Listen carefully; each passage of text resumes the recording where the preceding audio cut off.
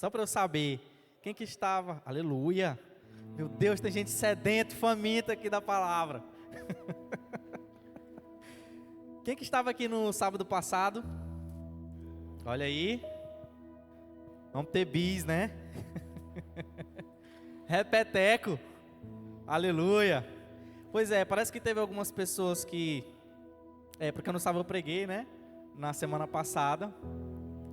Falamos do livro de Hebreus. E nós falamos sobre sair da superficialidade. Mas acho que teve algumas pessoas que não entenderam muito bem. Parece que a mensagem não ficou muito bem explicada. E eu vou ter que repetir para que essas pessoas entendam direitinho.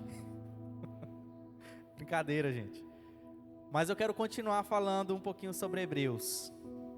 E eu quero que o Senhor fale ao nosso coração aqui nessa noite. Amém? Amém? Aleluia. Então nós vamos continuar falando sobre Hebreus. Nós tocamos um pouco do capítulo 5 e também do capítulo 6. E hoje nós vamos para o capítulo 7 de Hebreus. E o tema dessa pregação de hoje, presta bem atenção.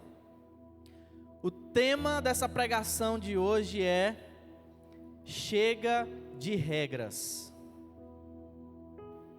Chega de regras. E nós vamos entender até o final o porquê desse tema. Amém? Já abriram aí no livro de Hebreus? Livro de Hebreus, capítulo 7. E nós vamos ler a partir do versículo 20. Versículo 20 em diante. Quem achou diz amém. Amém. Então vamos lá. Diz assim a palavra do Senhor. Esse novo sistema foi instituído com um juramento solene. Os outros se tornaram sacerdotes sem esse juramento. Mas a respeito dele, houve um juramento. Pois Deus lhe disse: o Senhor jurou e não voltará atrás. Você é sacerdote para sempre. Por causa desse juramento, Jesus é aquele que garante uma aliança superior. Versículo 23. Além disso, havia muitos sacerdotes, pois a morte os impedia de continuar a desempenhar suas funções. Mas, visto que ele vive para sempre, seu sacerdócio é permanente. Portanto, ele é capaz de salvar de uma vez por todas aqueles que se aproximam de Deus por meio dele. Ele vive para sempre para interceder em favor deles. Versículo 26. É um sumo sacerdote como ele que necessitamos, pois é santo, irrepreensível, sem nenhuma mancha de pecado, separado dos pecadores e colocado no lugar de mais alta honra no céu. Ele não precisa oferecer sacrifícios diariamente, ao contrário dos outros sumos sacerdotes, que os ofereciam primeiro por seus próprios pecados e depois pelos pecados do povo. Ele, porém, o fez de uma vez por todas, quando ofereceu a si mesmo como sacrifício. A lei nomeava sacerdotes limitados pela fraqueza humana, mas depois da lei, Deus nomeou com juramento seu Filho, que se tornou o sumo sacerdote perfeito para sempre. Aleluia. Vamos orar um pouquinho? Senhor Jesus, nós queremos apresentar este culto, os nossos corações. E eu quero pedir mais uma vez uma oração que eu fiz hoje para este culto, Senhor. Revela o Cristo nesse lugar. Abrimos o nosso coração e queremos estar sensíveis para toda a revelação que o Senhor quiser trazer para nós aqui nessa noite. Que estejamos abertos, com os nossos olhos espirituais abertos, para ver, para ouvir, para sentir e para experimentar do seu Filho, em nome de Jesus. Amém. Do capítulo 5 de Hebreus até o capítulo 10, o autor vai tratar do mesmo assunto. A Bíblia foi organizada em capítulos, para a gente aprender a se situar e organizar, para a gente conseguir entender alguns textos de maneira mais prática. Só que as cartas, como as cartas de hoje, elas eram escritas inteiras. Então imagina só o quanto o autor de Hebreus escreveu sobre o mesmo assunto, que Jesus Cristo é o nosso sumo sacerdote. E eu quero lembrar mais uma vez, que a gente falou um pouco disso no sábado passado. A carta de Hebreus foi escrita aos judeus, aos crentes judeus, aqueles que iam se convertendo em Cristo Jesus. Essa carta foi destinada a eles. E por que que o autor fez tanta questão de bater nessa tecla e dizer que Jesus Cristo é o sumo sacerdote que precisamos? Só para lembrar, os judeus nasceram debaixo de uma lei, a lei mosaica. Era impossível dissociar a vida que eles levavam da lei que eles ouviram. Então eles cresceram desde pequeno ouvindo a lei de Moisés, e de como que funcionava o sistema de salvação, o sistema de perdão, qual era a forma que Deus usava para fazer o culto e para se revelar ao seu povo. Esse povo agora tinha uma notícia de que um homem que poderia ser o Messias morreu. Essa mensagem começou a se espalhar e muitas pessoas se converteram. Só que uma coisa é muito evidente, que mesmo reconhecendo Jesus Cristo como Senhor, mesmo acreditando no seu sacrifício, eles não rejeitaram as antigas práticas da lei. Eles continuavam acreditando e colocando a confiança e a sua esperança naqueles antigos rituais que aprenderam desde criança.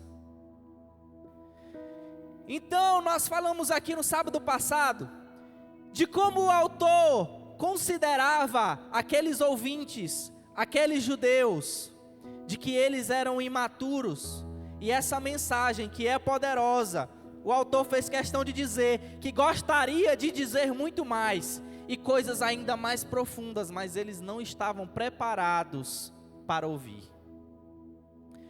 Por que que eles não estavam preparados para ouvir? Porque existia uma cultura muito forte dentro do coração deles, que era quase impossível de se arrancar, e que só Jesus Cristo, de maneira gradual, ia fazer com que eles fizessem essa transição, e que eles pudessem entender que tudo aquilo que eles estavam fazendo, através de rituais, Jesus Cristo cumpriu naquela cruz. Existem algumas coisas que nós precisamos aprender com o autor de Hebreus. Mas uma das evidências que mostra que aqueles homens, eles estavam tão presos à antiga aliança, ao Antigo Testamento, as leis e as regras. Atos capítulo 15. Atos capítulo 15. Eles fizeram uma reunião. Você pode estudar isso depois, na sua Bíblia depois. Mas no livro de Atos, capítulo 15, mostra que eles fizeram uma reunião, porque alguns gentios, para quem não sabe, eram as pessoas que não faziam parte do ciclo dos judeus, de Israel, de Jerusalém, que não faziam parte da antiga aliança, que não eram circuncidados, eram o povo gentil. E eles também começaram a ouvir a palavra de Jesus e começaram a se converter. Resumo da ópera: esses judeus convertidos em Jesus Cristo começaram a colocar uma pressão de que esses gentios convertidos também deveriam guardar a lei de Moisés. E fizeram aquela reunião para discutir se os gentios precisavam ou não precisavam cumprir a lei de Moisés. Olha só como o coração daqueles homens confiavam tanto na lei, naquelas antigas promessas, naqueles muitos rituais que se praticavam todos os anos.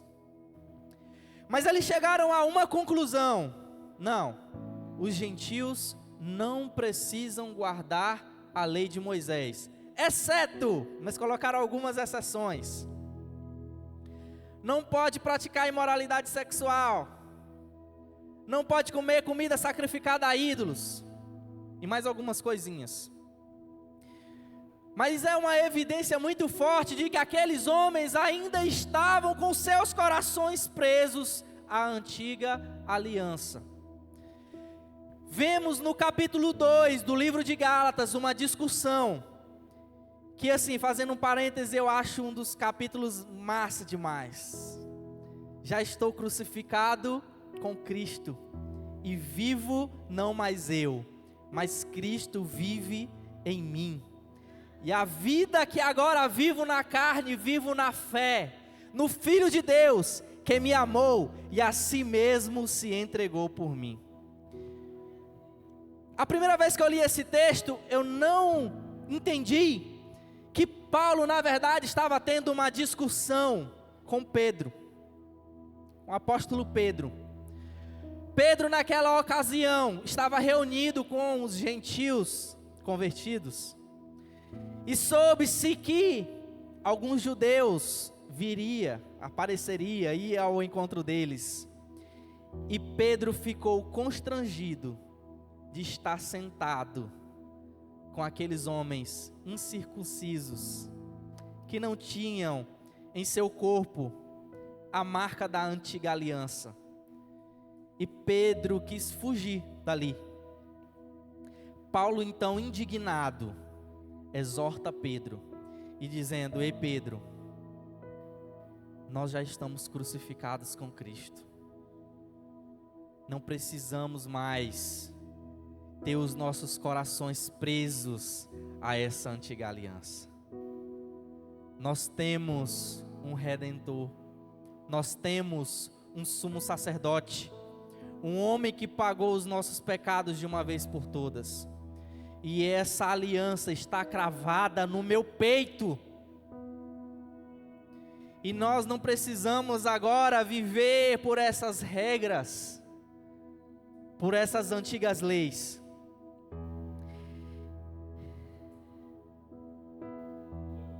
Aleluia.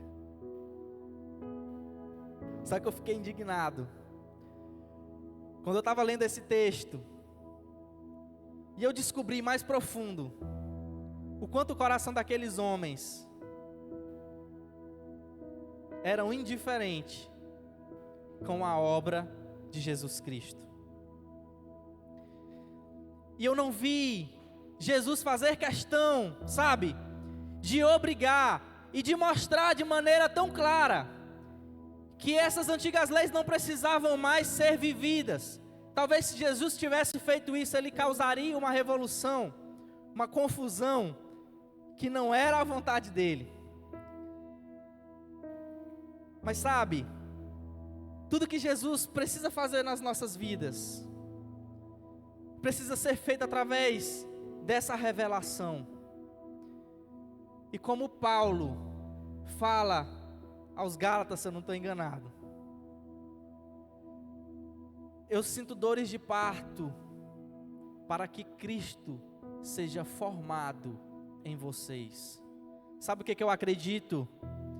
Que Jesus queria com tudo isso, não era obrigar os judeus a largarem as antigas práticas por mais uma obrigação. O que na verdade Jesus queria gerar nos corações dele, é que a revelação do próprio Cristo fosse gerada gradualmente nos corações daqueles homens.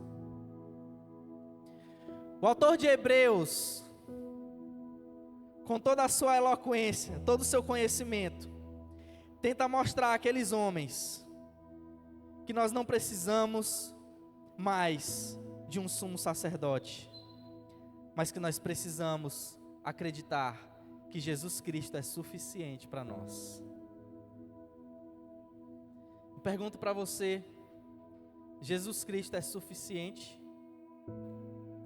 Ele é suficiente para as nossas vidas, para as nossas demandas, para os nossos sonhos, para os nossos anseios, para os nossos desejos? Mas vamos lá, o autor fala que Jesus é o sumo sacerdote, mas nós sabemos bem qual era a função do sumo sacerdote. Principal função do sumo sacerdote: entrar no Santo dos Santos, no dia da expiação, no dia do Yom Kippur, o dia em que o sacerdote, esse sumo sacerdote, adentrava no lugar mais sagrado do templo, e ali ele fazia sacrifícios por ele mesmo, porque ele não poderia entrar em pecado. Então a primeira coisa que aquele sacerdote precisava fazer era oferecer sacrifícios por ele mesmo. O autor de Hebreus disse que Jesus Cristo, como sumo sacerdote, ele não precisa oferecer sacrifício por ele mesmo, porque este não pecou em coisa alguma. Segunda coisa, ele tinha um papel de interceder pelo povo. Aquele homem era o elo entre a humanidade e Deus. O sumo sacerdote, então, ele se colocava no lugar de intercessor.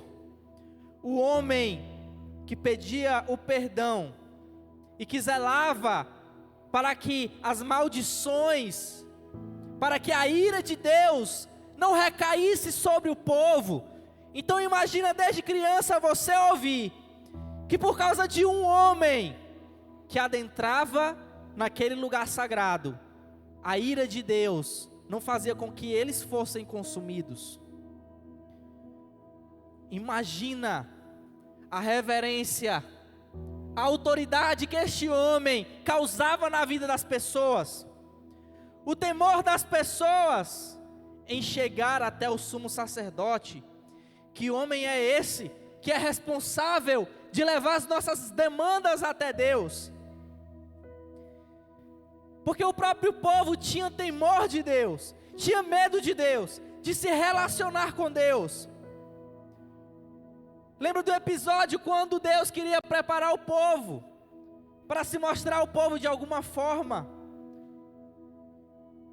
As pessoas se limitavam a ficar no pé do monte e falar: fala você, Moisés.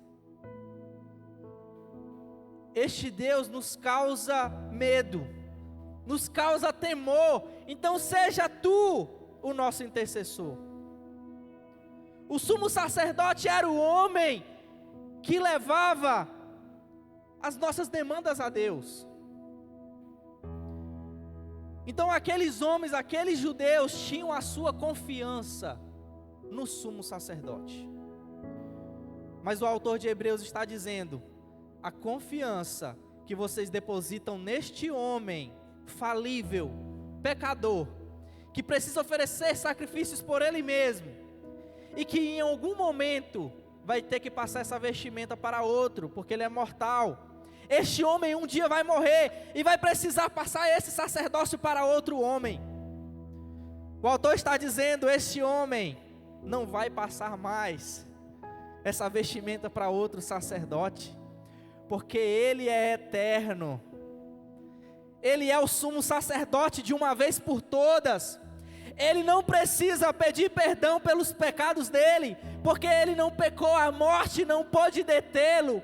Ele não precisa passar o bastão para outro, porque ele é eterno. Vocês precisam colocar a confiança de vocês nesse sumo sacerdote.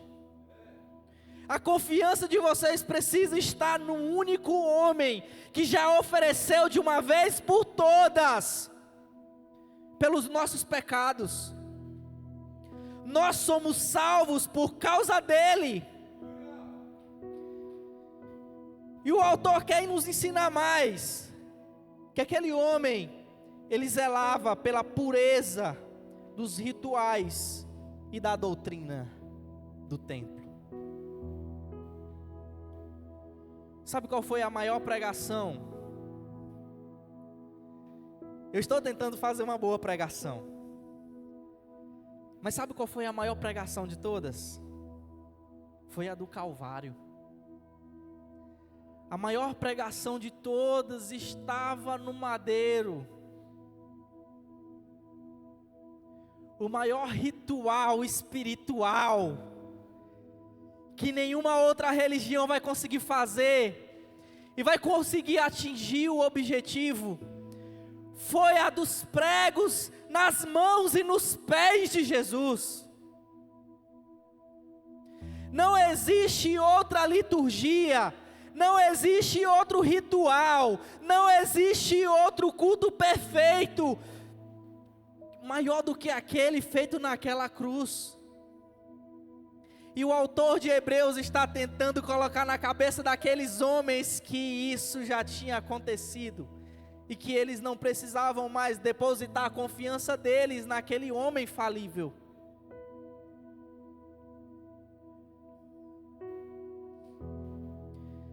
Aquele homem precisava representar o povo e exercer liderança espiritual. Igreja, nós só temos uma esperança na morte.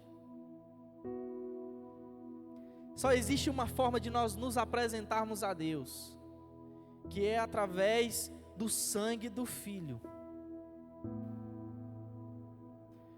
Um dia, todos nós, sem exceções, vamos nos apresentar diante de Deus. E naquele dia só vai importar uma coisa: se o sangue do Cordeiro está sobre a sua e sobre a minha vida.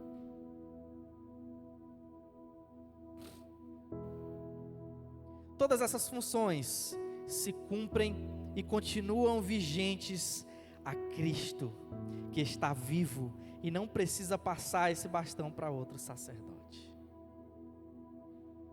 Nós temos um sumo sacerdote perfeito, que já cumpriu toda a lei nele mesmo.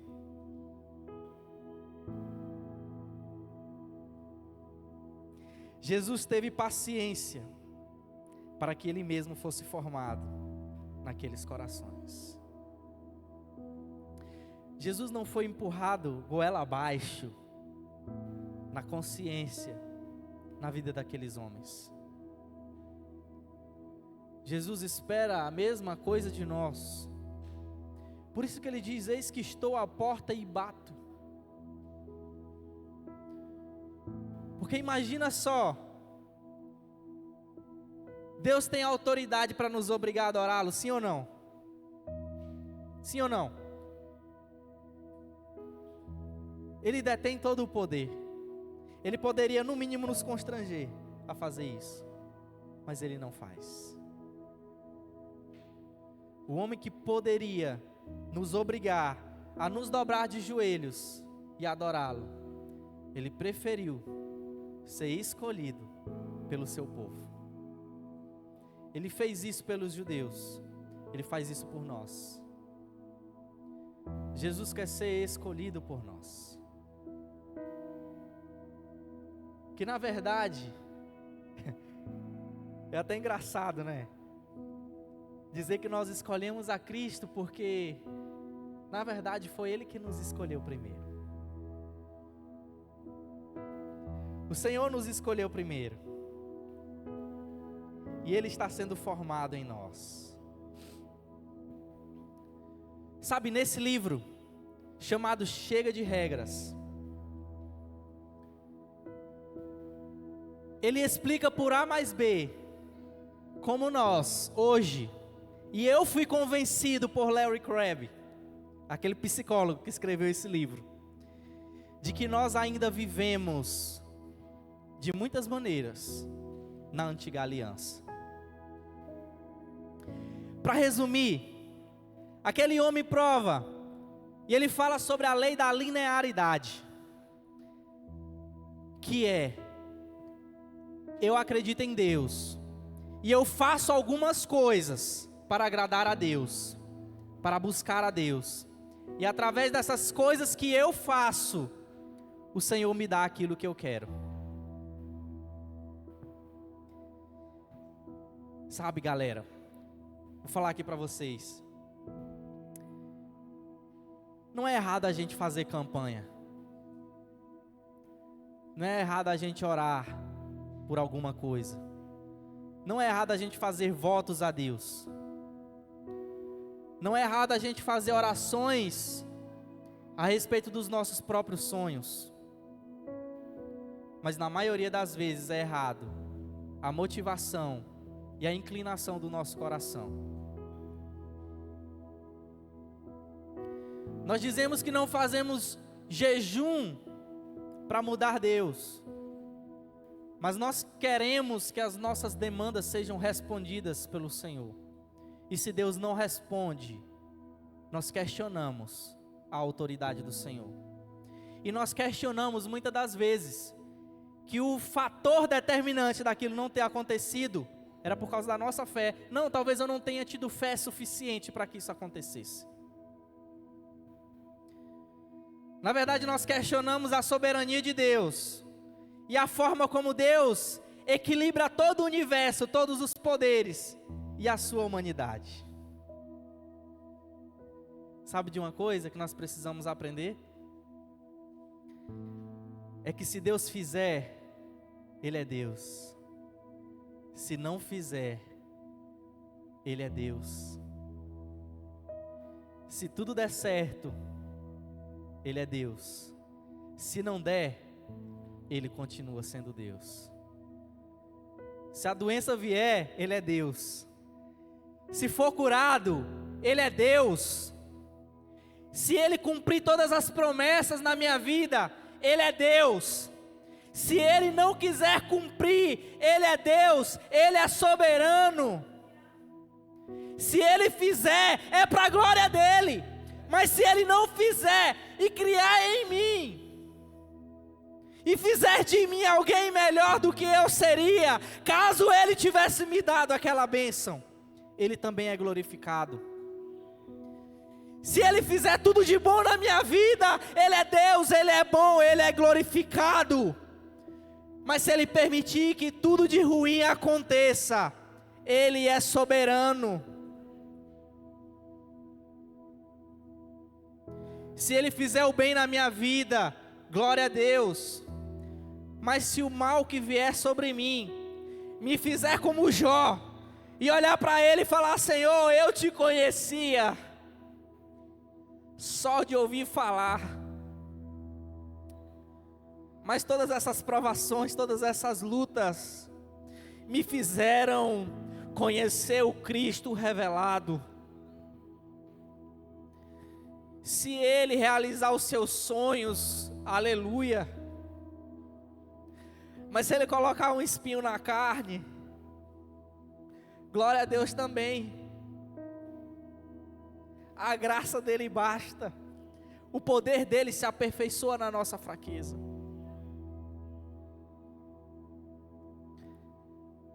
Eu orei para que Cristo fosse revelado aqui nessa noite. E sabe por que chega de regras? Porque aqueles homens viviam cheios de regras, cheios de tradições. Só que nós caímos no mesmo mal. E nós acreditamos que se nós viermos na igreja e nós dermos o dízimo, e a gente for para a célula, e a gente fizer a campanha, Deus vai fazer aquilo que eu quero.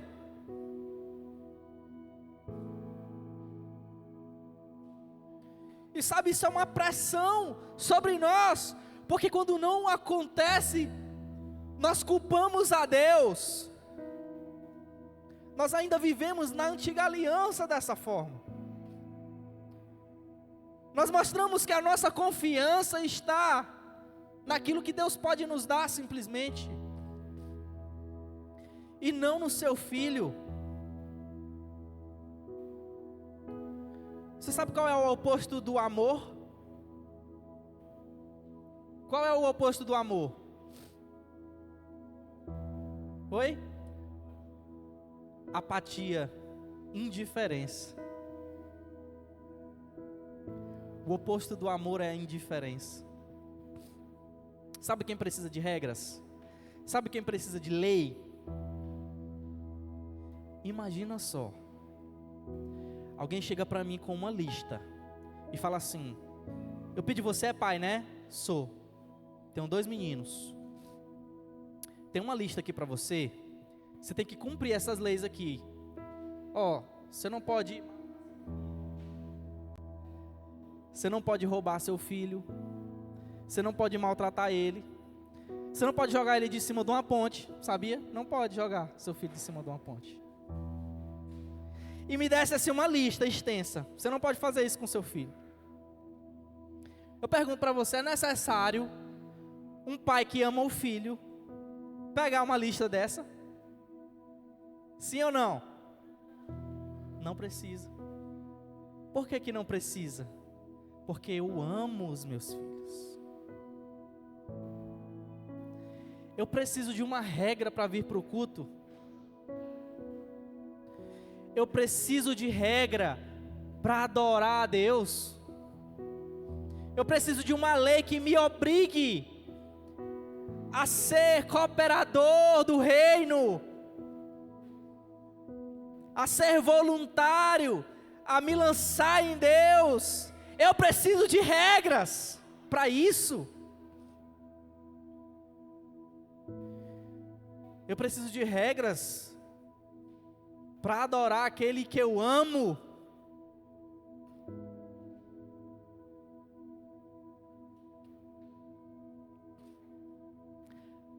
A obra foi completa em Cristo Jesus. Mas sabe, muitas das vezes nós não entendemos quanto custou os nossos pecados naquela cruz. E sabe por que a gente não valoriza tanto? Imagina só, eu não valorizar o sacrifício de Jesus Cristo. Quando eu vivo por regras, eu não valorizo o sacrifício de Jesus Cristo.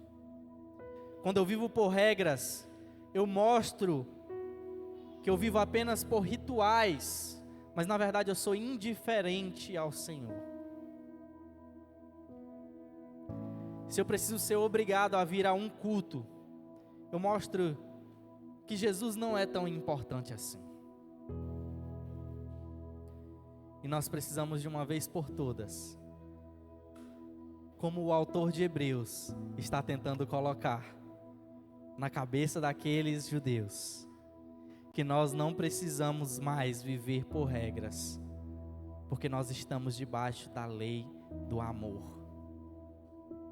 O amor precisa estar sobre as nossas vidas. E nós precisamos nos lançar a Cristo em amor. E a ser extravagantes, a sermos intencionais, a sermos intensos nele, porque Ele é o nosso sumo sacerdote. Sabe quando Abraão está levando o seu filho para ser morto? Naquele momento em que ele sacrificaria seu próprio filho, uma voz grita e fala: ei, Abraão, não faça isso.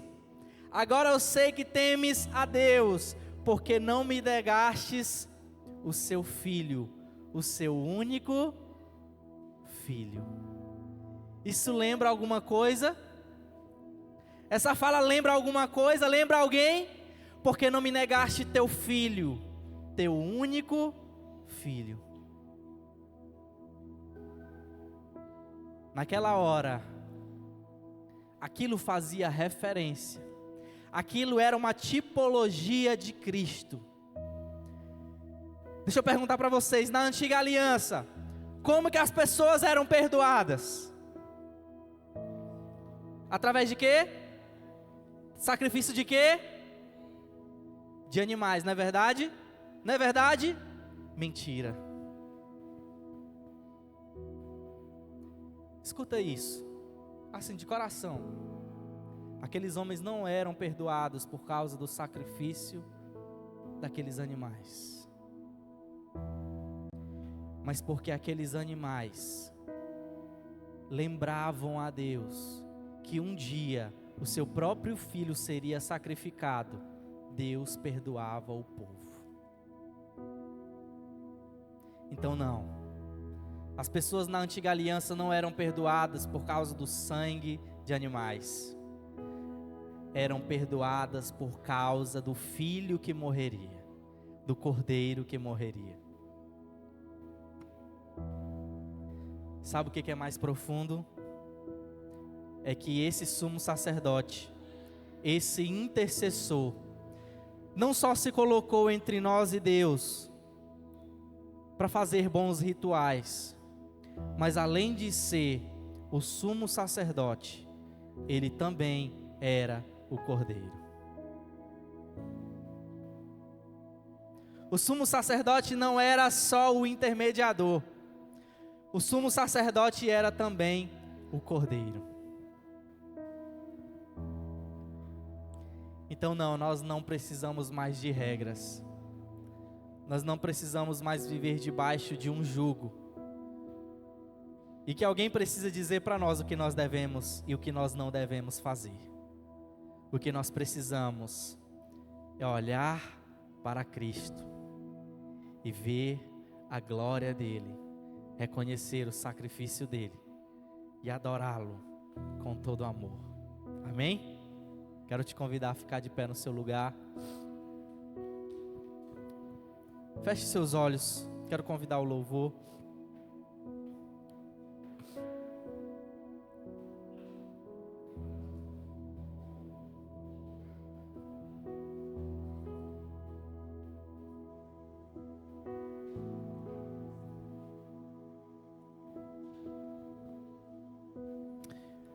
Deixa eu voltar alguns instantes, talvez alguns anos, ou alguns meses, em que nesse período, você ainda não conhecia o Filho. De que você ainda era um homem pecador, um homem perdido, um gentio, um incircunciso, alguém sem esperanças. Feche seus olhos. Nessa época você não conhecia o amor de Cristo. Você não entendia ainda a obra da cruz. Sabe, talvez a maioria de nós já somos salvos. Mas essa palavra não é só para novos convertidos. O Evangelho é para nós. Um dia nós fomos salvos. Um dia nós fomos achados. Mas sabe como nós nos distanciamos muitas vezes? Quando nós esquecemos do dia que nós fomos salvos. O dia que nós esquecemos da cruz, mais distante estamos de Deus. E só por causa da cruz é que nós podemos adentrar no Santo dos Santos. Por causa do sacrifício de Jesus é que nós podemos ter livre acesso